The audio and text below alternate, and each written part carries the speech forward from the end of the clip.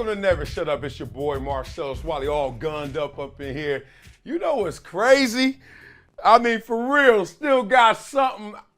I ain't Shannon Sharp, I ain't James Harrison, but I ain't fat either, fool. Like, oh man, I still got it. I ain't gonna lie, I ain't got no secrets. I'll tell y'all exactly what I'm doing. I eat really bad, but I only eat one meal a day. I intermittent fast, like whatever works for you, other than taking some pills and messing your liver and pancreas up. Like whatever works for you, works for you. And what works for me, literally, is not eating all day, and I'm not hungry, and I don't get hungry until maybe 4 p.m. And then if I have a snack, a healthy snack, oh, 6-pack about to be back. Not even a 6-pack, it's 6-back. And I'm like, back. I ain't there yet. But then at night, oh, I got a problem. The demons come out. Around 8, 9 o'clock, I mean, I can hear them. They be calling me. They be calling me to come back to the streets, to come back to the fridge.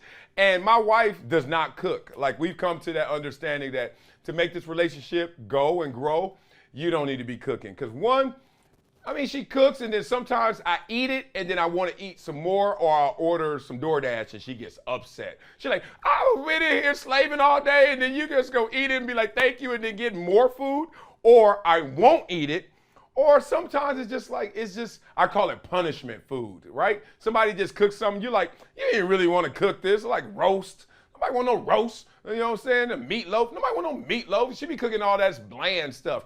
I want tacos. Every day, tacos. I ain't no punishment. So she laughs at me about that. But had a great day, man. Obviously, we're going to have a great show. But it started off yesterday. Picked up the kids. Had a branding and social marketing meeting. I'm feeling like a real partner in this company and executive. So I have a lot of partnerships right now. Equity stakes, ownership stakes. That's why I left the major networks to focus in on that and also give you guys raw, real content, right? So one of them is called Argo, and you guys will hear a lot about them going forward. We have a partnership with 97P and 1P Alliance. Long story short, y'all like blah, blah, blah. It's Alliance for Responsible Gun Ownership, right?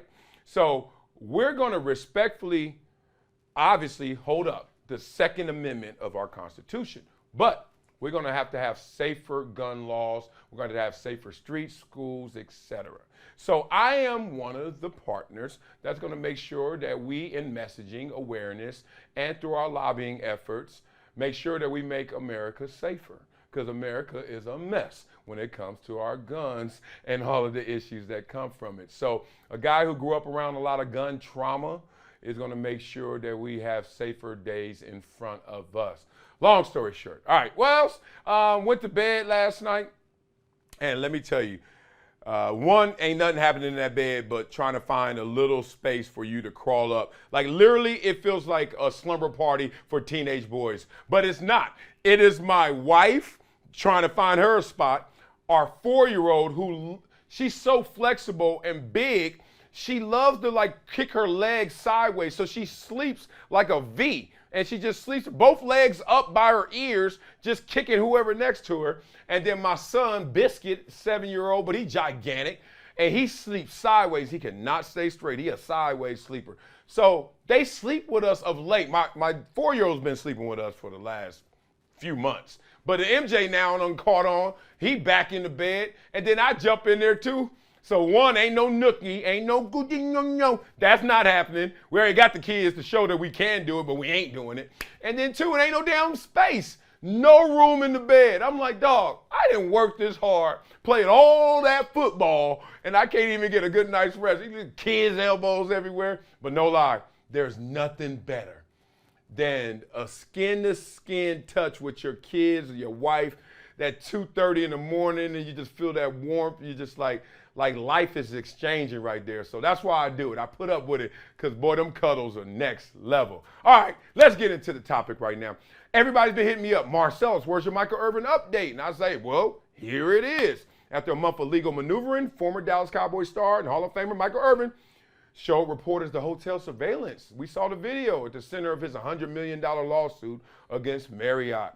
He showed the video, which fought to prevent from being seen by the public. Uh-oh, Marriott, y'all ain't want us to see it? Ooh, it shows the encounter that led to Irvin being pulled from his job at the NFL Network during the Super Bowl. All right, allegations from a female employee of the Marriott-owned Renaissance Phoenix downtown.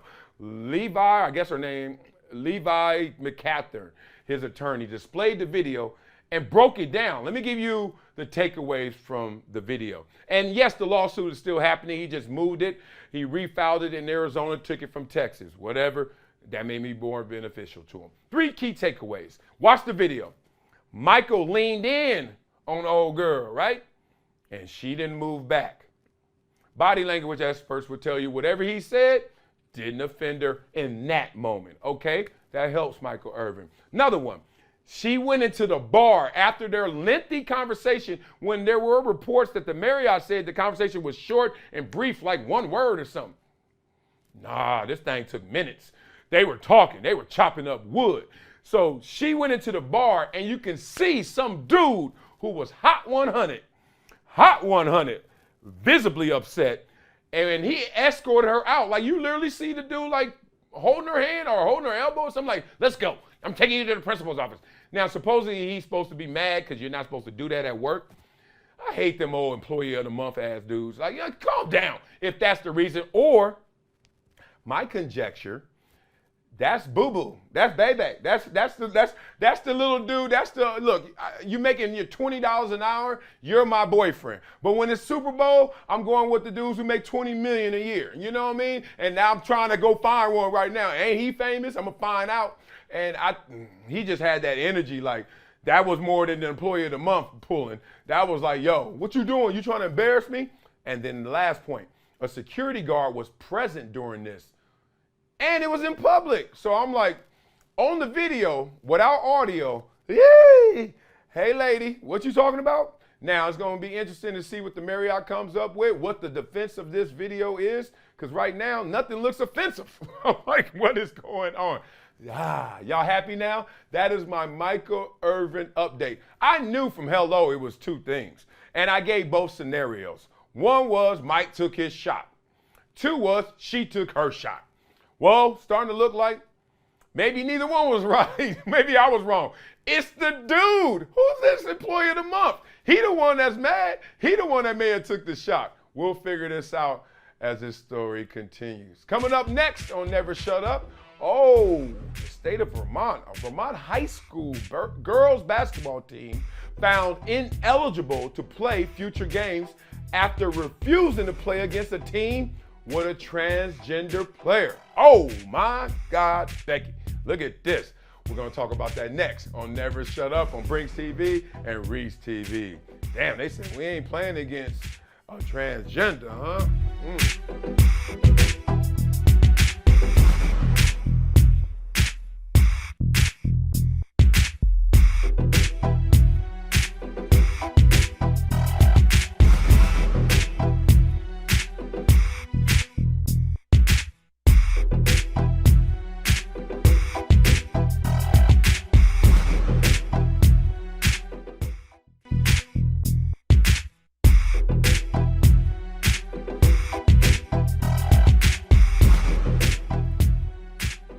Welcome to Never Shut Up. It's your boy, Marcellus Wiley. Really interested in getting into this topic right here. Vermont high school girls basketball team found ineligible to play future games after refusing to play against a team with a transgender player.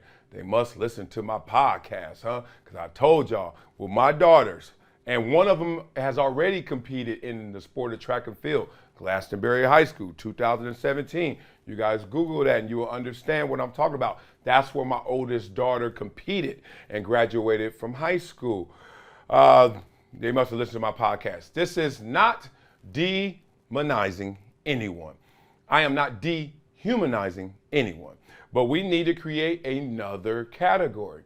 We need to create, obviously, a transgender category. That's my belief, and that's going to be my position. Sounds like it's the position of this high school as well.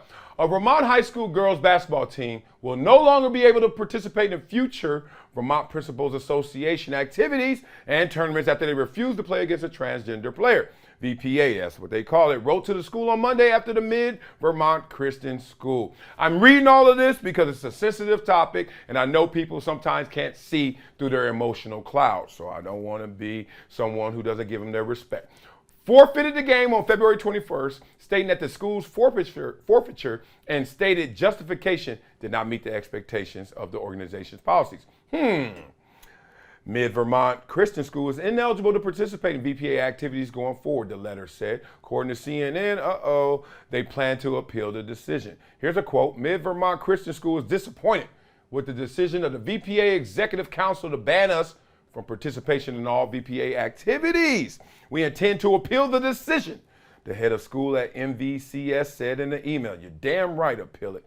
Canceling our membership is not a solution and does nothing to deal with the very real issue of safety and fairness facing women's sports in our beloved state. We urge the VPA to reconsider its policies and balance the rights of every athlete in the state. Did you hear that? Balance the rights. That's right. Say that. There is, quote, no direct or consistent research, according to a 2017 report in the journal Sports Medicine that reviewed several related studies on trans people having an athletic advantage over their cisgender peers. Opposers assert that the recent uptick in anti-trans rhetoric and legislation only serves to marginalize trans people, particularly trans youth, further. All right. Now, what's going on here? Basically, there's a basketball team of all girls. I'm not getting into cisgender and trans.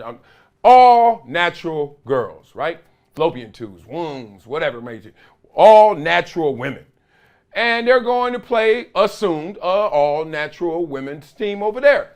Turns out there's a transgender there. Now, I have so many ways I can really slice at this, but to do it simply, I remember competing and there were other categories outside of just man and woman, male, female, girls, boys. There was a special category at times for Special Olympians, right? I've seen that before. How dare you? They would never let me compete against a Special Olympian because obviously that's a different category, right? Now, the thing about it is always we've been brainwashed into thinking that male means men and female means women. It really doesn't. Think about this. Because women have competed against men before, right? So male category really is open because it's really saying, and they don't want to say it, but I'll say it on this show, the best of the best. If a woman is destroying the women, go play against the men. Go compete against the men. But if a man is killing the men, you better not go over there with the women. Or a man is horrible against the men. You better not go over there with the women. Y'all never caught that, huh? So male category was never male, truly. It was the best. Then they said, let's protect women by making it only women, no matter how sorry the man is and obviously how great he is. But if he's sorry, nope, you ain't hopping over here, right? No man is competing in the LPGA. You're not running against all the women track people because you can't beat the men. Or if you do beat the men, stay over there. Y'all catching all this? So we have already, behind the veil, really gave the proper description to male and female. The best and women. So now, if we have two categories, what's the issue with the third? Transgender. Because transgender, no matter how much you transition, you don't fully, I mean head to toe, inside, outside body composition transition. It's not that hard, y'all. We're making this an issue. We're really starting to cause a problem where it's unnecessary. And if I were a transgender, I would say, okay, yes, because this is not a social conversation. Socially, you can obviously be treated equally to a man and a woman. Just like in sports, they're different, but in social circumstances, we are equal. But in sports, we make the designation for obvious reasons. So now let's make another designation. This is not a social conversation. This is a body composition conversation. This is a biological conversation. And good for this team and bad for this team because by taking a stance, obviously, they're going to be punished. Right now, because of the rhetoric, right now, because of the legislation, they're going to be punished. You imagine you're a natural girl, natural woman, and you're in high school, this is your senior year. Maybe you're getting recruited. Maybe you're not getting recruited, even worse, because if you get recruited, you could play next year. You got 4 more years. What if you're not getting recruited? This is your last hurrah before you go to college and major in something and become something. And now your season, not a game, season is gone because you took the natural stance. You took a stance for what you felt was right, fair, and equal. It's crazy because I don't know why we stopped short of continuing to make the designations male, best, female, protect the women, Special Olympians, protect the Special Olympians who have challenges, transgender. Simple, right? Doesn't take that much. We gotta talk about this one openly. Stop being scared, people, to have this conversation because people are going to suffer from this because of your silence. So never shut up on this conversation. Discuss it. Do it respectfully, even in disagreement, to make sure we make this a level playing field.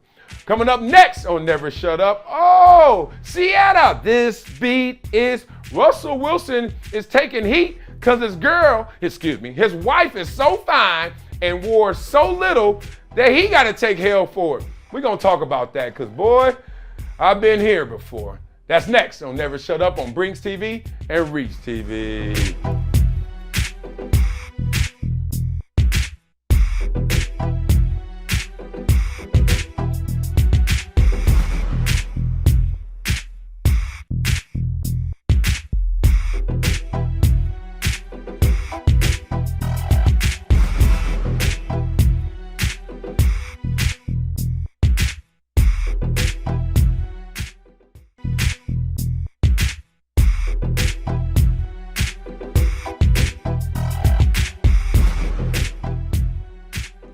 Welcome to Never Shut Up. It's your boy, Marcellus Wiley, and let's look at Ciara's dress. Yes, I feel for Russell Wilson in this moment because he's taking a lot of criticism because his wife, who's a star, superstar I hear, is doing starry stuff. That's what stars do.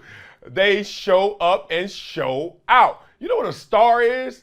You know what that big ball of fire is? You know what I mean? That's what stars do. And you guys see the dress, right? And with the dress, obviously, it's just something on top of basically a bikini.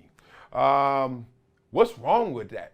I have no issue with it, but I want to have the conversation, especially for those who do have an issue with it. One, I saw people asking, should Russ feel proud? Well, Russell Wilson is a grown-ass man. And if he let his wife wear that with his support, why are y'all complaining louder than him? Now, you could say, well, maybe he didn't want her to wear it and she just punked him and did it. Y'all need to stop. Russell Wilson was behind her, on side of her, leading her while she was wearing that dress. And we saw it. And y'all can't lie, no matter what you feel about the dress. Damn, she look good. Amazing, go girl. Now, what would I have done? Someone's like, Marcellus, you wouldn't let Anna Marie wear that, would you? I'm like, first of all, I'm not into let Anna Marie do anything business. Like, well, y'all sound young as hell if y'all are actually committing to texting, writing, and tweeting, you would let somebody do something. I don't let my kids do some stuff, and guess what? They still do it. Y'all gonna find out. And my wife is a 40-year-old. What do you mean, let her? I wish she would talking to me, talking about, I don't want you to do it. I'm not going to let you. Like, that just sounds controlling, doesn't it? No wonder y'all single, or divorce rate so damn high. Let somebody? Ain't no let game. This is about, okay, I support you. Is there any harm? No harm, no foul. But I understand where this is going. This is like, look, that's not what a reputable woman would do. And, you know, a lot of us are still in the old school way of thinking, hey, the skirt got to be at the knees, and et cetera, right? But this is a dynamic we need to talk about because these are two stars that are together, so they're going to shine even brighter. That means they're going to stretch the limits. They're going to expand the borders, and they're going to do things that y'all going to be like, what? And I think that's what's really going on. It's a culture clash. Because in football, uniformity, we wear a uniform, you know, conservative sport in the sense of it's militaristic. We like, your wife is what? Is doing what? And I'm like, but where she's from, the entertainment scope, they like, yo, don't you dare kind of sully and dumb yourself down to being just typical. You are Ciara. And that's what's happening right here. It's kind of like culture clashes. And I think it's amazing. I went through this before. I dated a singer, right? Y'all can Google all y'all want. Y'all ain't gonna find these receipts. But, boy, I know how to protect the guilty and hide that bag, boy.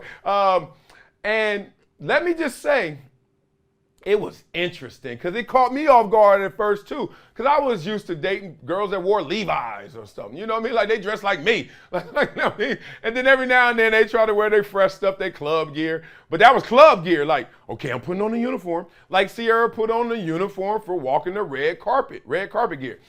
But I remember the attention she used to get. And I was like, man, every dude in there. And sometimes dudes cross the line. They can't even hide it. Cats just be in there going way too hard. And it was her and another young lady that I dated who dressed like I'm dressing to impress. That means less. I'm dressing to impress. That means less. And she used to flaunt. And I had teammate after teammate come up to me and be like, hey, Wiley, I mean, shoot. And now, that is the most complete sentence of saying, if you don't, I am. If you leave her, I am. Like, man, Wiley, man, shoot. And I'm like, dog, what's the problem? Like, I used to laugh because this is in my star days when I was a star or whatever that may be. So I was like, yo, we shine. Y'all, my medallion was bigger than my chest. I had on 18,000 chains, and I used to have a belt buckle, all diamonds that said that dude. What's the problem, bro? Like, she ain't gonna let me wear this. I'm wearing it. I ain't gonna let her wear that. Wearing it. That's his wife. I just think that in this discourse right now, we need to put a little more respect. It's okay to challenge things. It's okay to comment on things, but some things got to be held sacred, right? Like, that's his wife, and she got dressed in front of him. Anybody married knows, oh, your wife getting dressed in front of you. She go, baby, what you think? And he like, you got to put it on first. She's like, no, it is on. He's like, oh, God, let me stop. She came out the bathroom. She's like, baby, what you think? And he was like, where your clothes at? She's like, what do you mean? This is it, Russ? And she's like, man, yeah, that's good. That's it. Go Hawks. Or what do you say? Ride on now. Whatever the hell he said in Denver. Point being, stay off this dude's wife, man. I mean, if he can't throw the ball anymore, let's go at him for that. Let's kill him for that. But y'all be trying to go at Ciara, and Ciara is special to me, man. That girl can not only sing, but dance. Oh, you're a special talent. So I had no issues with the dress. I know star stuff. I'm from LA though. So I know I'm talking to somebody right now, maybe in Omaha, who like, man, what you talking about, man? That's too much. I don't know. I don't even want to stereotype you. But the point being, leave them alone in this space, in that space. That's how her dress looked like that. Let me stop. Coming up next, don't never shut up. I got to get out of this. Oh, Kevin Garnett had some quotes on Kobe Bryant and why Kobe Bryant wore the number 24. I think we all knew this, but it was good to hear it get confirmed by one of the greats. Let's talk through that next on Never Shut Up on Brinks TV. And see you next week, Reach TV.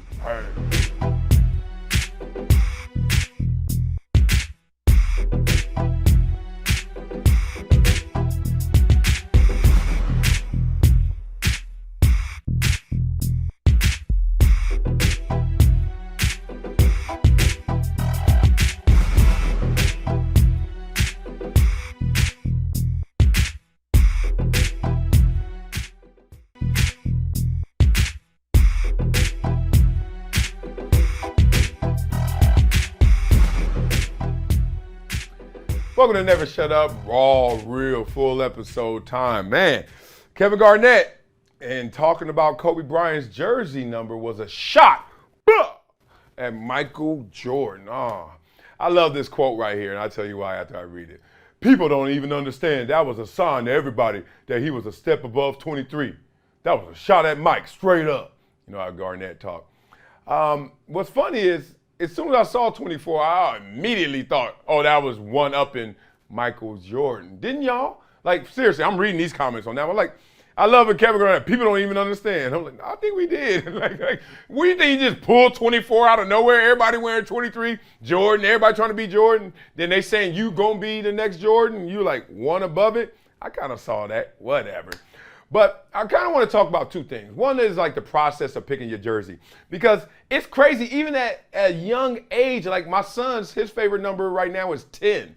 I think that number sucks, but I never tell him that, and y'all better not either. But number 10, I was like, ugh, how your favorite number 10? For me growing up, it was always a single odd number except 9, because it's too close to 10, and that sucks. I was like, 1, come on, number 1, 3, 5, 7. Yes, all fresh. 5 is suspect. I ain't gonna lie. 5 is close to 9, but it ain't. But 7, oh, lucky. Oh, 3, lucky. 1, the dude. I love those numbers. It's a trip you get into the locker room, and you the man, your number is protected. Whatever number you want. But if you not the man, I've been there before, where it's like you wanna know how I got to number 75? Simple. One, I try to make it like, oh, Howie Long wore it, but I didn't start with that. I was like, oh, that's cool, Howie Long wore it. It was simple. I couldn't wear anything, but it had to be in the 70s or 90s. That's the NFL rule back then. I just told you I don't like 9, right? So 90s are gone. Now I'm in the 7s. I was like 7-0. Ugh, fat ass guard. No, that's whack. 71, a guard adjacent. Nope. 72, I don't like even numbers, right? So 73, interesting. Still doesn't feel right. I don't know no number 73s that was beasting. It just didn't pop in my head. 74, don't like even numbers. Stop bringing them up. 75, ding, ding, ding, ding. I was like, Howie Long? I was like 7, 5. So I never looked at my number like 75. I never said the T. I was like 7, 5, never 75. And I was like, that's what it is. But what's funny about this story is, Kobe wanted to be one up of Jordan. Garnett is obviously supporting that and proving that for us. Where's Kobe's legacy in terms of that comparison? Because obviously we know he's not Michael Jordan. Michael Jordan's a GOAT. Is Kobe in a GOAT conversation for any of you guys? I'm really asking, because he's not for me. Respect. Okay, so he didn't one up Michael Jordan, but we don't clown Kobe. And we didn't clown Kobe when he was even alive for not one-upping Michael Jordan. That's interesting, right? A guy that's close to Michael Jordan, who intentionally puts out an overt statement of my number is going to be one better than yours because it's one more than yours. Now, did you end up there? No. So I wonder, in real conversation, does Kobe's death protect his legacy, or do we really challenge Kobe like we do all the other greats in terms of splitting hairs? Is Kobe top 5 for y'all? He's not top 5 for me, but I've heard people make that argument. Is he top 5 for you? Is he top 10 for you? I got him right there on that border. Like he right there, Texas, Mexico, right there on the border. Like, But where's Kobe Bryant for you in terms of top greats all time? I really want to know that, because I love that conversation about Kobe Bryant.